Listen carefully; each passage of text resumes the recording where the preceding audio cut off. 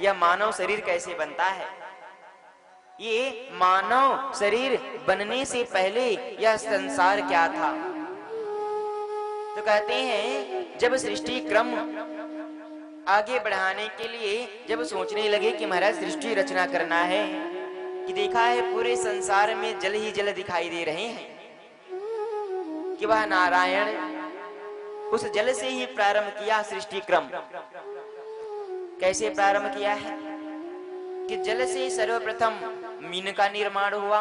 वह भगवान मछली बन करके आए थे, मीन कमठ सूकर नरहरि, यह चार से ही यह सृष्टि क्रम आगे बढ़ा है। कहा कि महाराज जब संपूर्ण सृष्टि में जल दिखाई दे रहा है तो कुछ ऐसे शरीर का निर्माण किया जाए जो जल में रह सके, जो जल में रह सके और जल में रह करके सृष्टि का विस्तार करे। तो जल में रहने वाले कौन है? मछली। मीन का निर्माण किया। जब मीन का जन्म हुआ, मछली का जन्म हुआ, कहा मछली तुम जाओ और जा करके सृष्टि क्रम आगे बढ़ाओ, सृष्टि का रचना करो।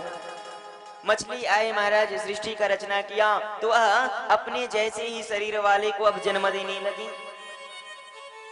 अब मछली है, मछली ही जन्म देंगे। ये मछली अब जब सृष्टि रचना आगे किया है कि बस अब पूरे संपूर्ण जल में मछली ही मछली दिखाई देने लगा। ये जल में रहने वाले जलचर हो गए मछली। जैसे ही थल में जाते कि थल में जाते ही यह समाप्त हो जाते थे। जब जल सूख जाता कि मछली भी अपने प्राण को त्याग देती। भगवान नारायण देखने लगे महाराज ऐसे सृष्टि का क्रम आगे नहीं बढ़ेगा। ये जल जीव है और जल तक यह अपने वंश को विस्तार करेंगे और जैसे ही थल में जाएंगे, ये थल में जाते ही इनका जीवन समाप्त हो जाएगा, इनके शरीर समाप्त हो जाएंगे। कि मछली से महाराज सृष्टि क्रम आगे नहीं होगा। अब वही परमात्मा सोचने लगे कि अब कुछ ऐसे रूप लेकर के जाना चाहिए जो जल में और थल में दोनों में रह सके, जो जल में थल में दोनों में रह सके, तब शायद सृष्टि का क्रम आगे बढ़ जाए। और ऐसा सोच करके इस बार वह जगत नियंता जगदाधार कच्छप रूप में आता है। पहले मीन का रूप लिया, मीन के बाद फिर कच्छप रूप लेता है। ये कच्छप जल में और थल में दोनों में रह सकता है। जल समाप्त हुआ कि थल में जाकर के जीवन यापन कर सकता है, जल आया तो जल में रह सकता है। कच्छप रूप लेकर के आए, जल और थल अब दोनों में रहने लगे। सृष्टि का क्रम आगे बढ़ाने को कहा, ये आगे नहीं बढ़ा पाए। बस जल और थल यह दोनों में रहने लगे। और जल और थल में कीचड़ भी होता है, गंदगी भी होती है महाराज। कि अब ये दोनों क्या करने लगे, जल और थल में तो रहते गंदगी साफ नहीं कर पाते थे। इससे भी सृष्टि क्रम आगे नहीं बढ़ेगा। मीन हो गए, कमठ हो गए, कछुआ, कछुए का रूप लेकर के आए, सृष्टि का क्रम आगे नहीं बढ़ रहा है। इस बार वह परमात्मा सोचने लगे कि अब कुछ ऐसे रूप लेकर के जाना चाहिए जो जल में, थल में और कीचड़ में तीनों में रह सके। तो इस सृष्टि का क्रम देखिए कैसे आगे बढ़ रहा है। पहले मछली में आ गए, मछली का रूप ले लिया, मछली के बाद फिर कच्छप रूप ले लिए। कच्छप में भी सृष्टि क्रम आगे नहीं बढ़ा तो वह गोविंद सोचने लगे कि महाराज अब जल में, थल में और कीचड़ में जो तीनों में रह सके ऐसे कुछ रूप लेकर के आए। और वह जगत नियंता जगदाधार बाराह रूप लेकर के इस धरती में आ गए। मीन कमठ सूकर, तीसरा सूकर रूप लेकर के आ गए, सुअर का रूप लेकर के महाराज बराह रूप लेकर के जो जल में, थल में और कीचड़ में भी रहने लगी। कहा जाओ सृष्टि का क्रम आगे बढ़ाओ। अब ये सुकर क्या करने लगे कि जाकर के गंदगी तो साफ करते, जल में रहते, थल में रहते, लेकिन महाराज इनसे भी सृष्टि क्रम आगे नहीं बढ़ा। क्या तो बस गंदगी में जाकर के रहने लगे। और जहां गंदगी होता है महाराज वहां पवित्रता भी होना चाहिए। शरीर गंदगी हो गया, यह शरीर को हम पवित्र करेंगे तभी वह परमात्मा आएगा। गोविंद सोचने लगे, तीन रूप ले लिए महाराज और तीन रूप में भी यह सृष्टि क्रम आगे नहीं बढ़ रहा है। इसमें भी सृष्टि क्रम आगे नहीं होगा। तीन रूप लेकर के आए, सृष्टि क्रम आगे नहीं हुआ। कि वह गोविंद अब सोचने लगे कि अब इस बार कुछ ऐसे रूप लेना चाहिए जो जल में, थल में और वन में तीनों में वास कर सके। इस बार वह गोविंद नरहरि का रूप लेकर के आता है। इस बार वह गोविंद नरसिंह रूप लेकर के आता है। और जब नरसिंह रूप लेकर के आया, नरसिंह रूप लेकर के आए, कहा जाओ सृष्टि का क्रम आगे बढ़ाओ। किनका स्वरूप कैसा था महाराज? आधा उनका सिर शेर का था, सिंह का था, और पूरा शरीर मानव का हो गया। मानव निर्माण हो रहा है, परंतु पूर्णतः मानव नहीं बना है। अभी पूर्णतः मानव नहीं बना है। मानव का देह तो मिल गया, परंतु उनका जो सिर है वह शेर का हो गया है। जब नरसिंह को कहा कि तुम जाओ जाकर के सृष्टि क्रम आगे बढ़ाओ, क्या नरसिंह क्या किया कि महाराज है तो शेर, काम है इनका कि जीवों को खाना। अब जितने बने थे उनको भी ये समाप्त करने लगी। कहा था सृष्टि क्रम आगे बढ़ाओ, और ये सृष्टि क्रम आगे नहीं, अभी तो जितना बना था उतना वह सबको भी खाने लगी। कहा ये नरसिंह से भी सृष्टि क्रम आगे नहीं होगा, कि इस बार अब मानव बनाना चाहिए। एक मानव ही है जो सृष्टि क्रम आगे बढ़ा सकता है। देखिए मानव कैसे बन रहे हैं।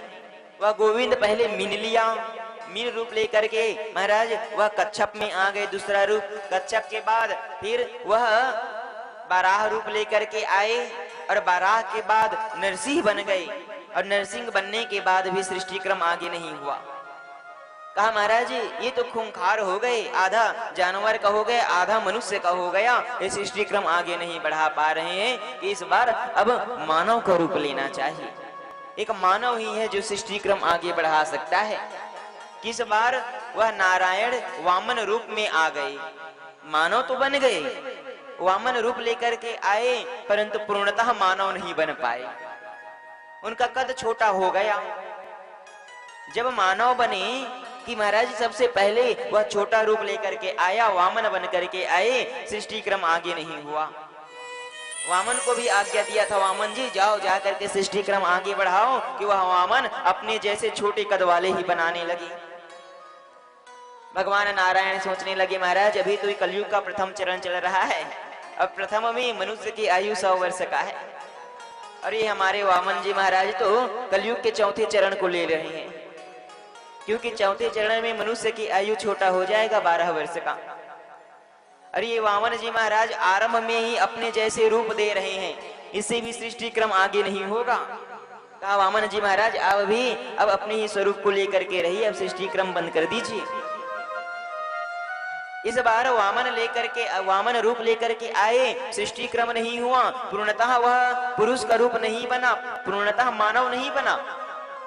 किस बार वह गोविंद, वह नारायण फिर एक पुरुष के रूप में आए, पूर्णतः रूप तो बन गया, पूर्णतः पुरुष तो बन गए, परंतु कैसा पुरुष बन गया कि महाराज वह जंगल में रहने वाले, वृक्षों के छाल को धारण करने वाले, और हाथ में वह परसा रखने वाले परशुराम का रूप लेकर के आ गए वह गोविंद। पूर्णतः मानव बन गया, परशुराम के रूप में आए, परंतु ऐसे ही रूप ले लिया महाराज, कितने क्रोधी हो गए कि हाथ में हमेशा परसा लेकर के भ्रमण करते थे, घूमते थे, जो पिताजी के कहने पर महाराज माँ का ही वह गला काट दिया था। कहीं अपने क्रोध को केंद्रित नहीं कर पाते। पूर्णतः मानव का रूप तो ले लिए, मानव का अवतार तो हो गया, परंतु यह मानव पूर्णतः मानव अभी भी नहीं बन पाया है। अरे ऐसे मानव अगर महाराज इनको हम कह दे कि सृष्टि का क्रम आगे बढ़ाओ, तो ये अपने जैसे खूंखार बच्चों को जन्म दे देंगे, फिर वह भी महाराज मार काट करेंगे, इससे भी सृष्टि क्रम आगे नहीं होगा। और नाम क्या रखा है उनका? परशुराम, जो हाथ में परसा लिया है और कांति राम के समान दिख रहे हैं, परंतु स्वभाव राम के समान नहीं है। जो जंगल में रहने वाले थे, गुफा में रहने वाले हैं, या परशुराम का, इससे भी सृष्टि क्रम आगे नहीं होगा। पूर्णतः मानव तो बन गए हैं, परंतु यह मानव पूर्णतः मानव शरीर पा करके अपने यह इंद्रिय को वश में नहीं कर पा रहे, अपने क्रोध को यह वश में नहीं कर पा रहे थे। तब वह जगत नियंता जगदाधार अब सोचने लगे कि महाराज अब यह परशुराम में आए थे, परशुराम के रूप में आए थे, हाथ में परसा लिए थे, इसीलिए ये अपने क्रोध को केंद्रित नहीं कर पाते थे। अब परसा को हटा दो और महाराज अब सिर्फ वह मर्यादा पुरुषोत्तम राम बन करके आते हैं। पूर्णतः मानव रूप पाया, मानव रूप पा करके अब वह गोविंद सोचने लगे कि अब सिर्फ राम रूप में ही आएंगे तभी मर्यादा का स्थापना होगा।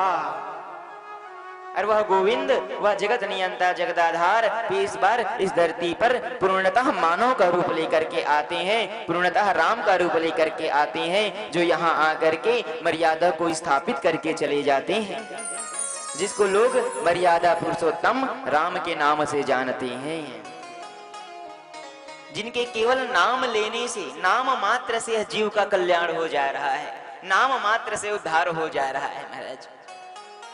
तो देखिए हमारे यह मानव शरीर कैसे बना, मीन से प्रारंभ हुआ, जल से प्रारंभ हुआ और वह जल से प्रारंभ होकर के सीधी मर्यादा पुरुषोत्तम राम बन करके इस धरती पर स्थापित हुई हैं।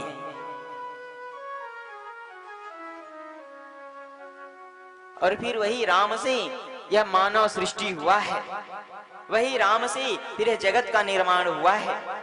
रामो विग्रह इति धर्म, जब राम यहाँ आकर के सृष्टि का निर्माण किया, जब राम यहाँ आकर के महाराज मर्यादा को स्थापित किया, तभी उनको कहने लगे कि इनका एक नाम धर्म भी होगा, जो धर्म के लिए आज यहाँ आकर के मर्यादा स्थापित कर दिए। रामो विग्रह इति धर्म, इसलिए राम के विग्रह को धर्म की प्रतिमूर्ति बताया गया है।